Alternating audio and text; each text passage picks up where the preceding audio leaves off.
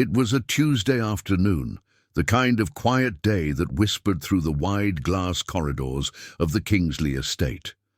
The mansion stood tall, sleek, and eerily silent. Its grandeur seemed to mock the emptiness inside. Outside, the perfectly trimmed gardens stretched like a sea of green velvet, reflecting the pristine wealth of its owner, Alexander Kingsley, a billionaire tech mogul known as much for his sharp business mind as for his stoic, detached demeanor. Inside, tucked away in a bright sunroom that most of the family never entered, a moment was unfolding that no money could orchestrate. Maria, a 27-year-old maid from the Bronx, had only been working at the estate for 6 months. She had come from nothing, raised her 2 younger brothers after her mother passed, and took whatever job she could to keep her family afloat. She never expected to find herself cleaning chandeliers and scrubbing marble floors in the mansion of one of the world's richest men. But this job paid well, and she needed every cent. Every day during her break, Maria passed by the sunroom. It was usually empty, except for one delicate presence. Little Lily Kingsley, 10 years old, wheelchair-bound, since birth. Born with a rare spinal condition that made walking impossible, Lily spent most of her days in the sunroom, alone, with only the birds outside and the warm beams of sunlight for company.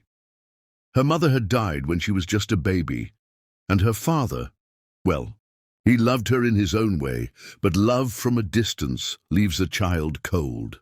Maria noticed the girl immediately, not because of her disability, but because of the way she smiled at the birds, talked softly to herself, and once giggled uncontrollably at a squirrel that had slipped off a branch. One day, Maria stopped. "Do you like music?" she asked. Lily looked up with wide, curious eyes. "I love it, but Daddy doesn't like noise." Maria grinned. "What if we make noise when he's not around?" That was the start of something no one saw coming. Each day during her lunch break, Maria brought in her small, battered phone. She played old salsa, classic Motown, and even Disney songs. At first they just listened. Then Lily asked Maria to dance. "For me," she said. Maria spun and twirled across the floor, her sneakers sliding, her laughter filling the room. Lily clapped, smiled and swayed in her chair, waving her arms like she was flying. Then one day Lily said, "Can I try?" Maria's heart clenched, but she nodded. She took Lily's small hands and moved gently, letting her lead with her arms while Maria guided the chair in slow circles, creating their own kind of dance. It became a daily ritual, a secret world. No cameras, no supervision, just 2 souls dancing in the sunlight, but secrets, no matter how sweet, have a way of being discovered. One evening, Alexander came home early, a rare occurrence. He walked past the sunroom and paused, hearing music. Frowning, he stepped in quietly. What he saw froze him in place, his daughter laughing, spinning in her chair, arms stretched out, eyes glowing, and the maid spinning, laughing too. There was a rhythm, a joy, a connection. It looked like love. Not romantic love, something deeper, something purer. He didn't interrupt. He watched, then quietly stepped away. That night, he couldn't sleep. He sat alone in his study, staring at the security footage he'd pulled from earlier days. He watched his daughter come alive, watched this woman bring light into her world. The next morning, he called Maria into his office. She stood nervously, wondering if she was about to be fired. He didn't speak at first, just handed her a tablet, played the video. She watched, heart racing. When it ended, Alexander looked up. "You did this every day?" Maria swallowed.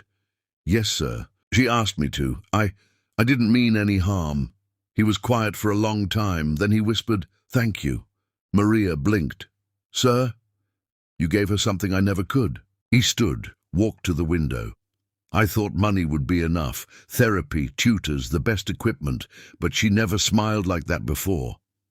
Maria said softly, "Sometimes it's not about what you give.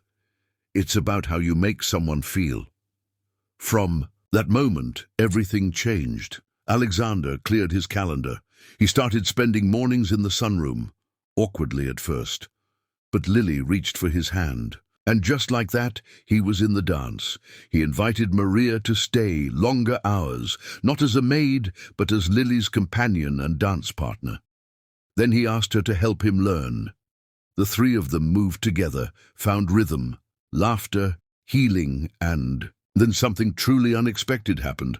A video of one of their dance sessions went viral. Not because they posted it, but because one of the gardeners, moved by what he saw, recorded a snippet and shared it anonymously.